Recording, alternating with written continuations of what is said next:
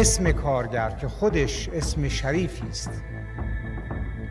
و در چندین سال پیش این کلمه را من استعمال کردم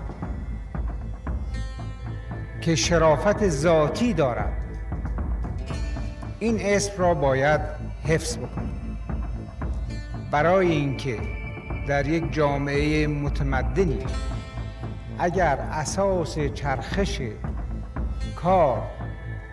بر محور زحمت کشیدن و کار کردن نباشد، اون جامعه مسلماً محکوم به فناست. مطلبی که باقی میماند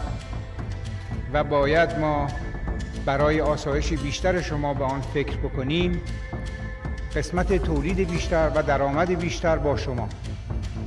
ولی کمک به تهیه مسکن، چه سازمانی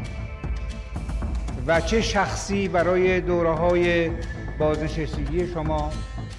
از مطالبی هست که حتما همیشه مورد توجه ما بوده و خواهد بود.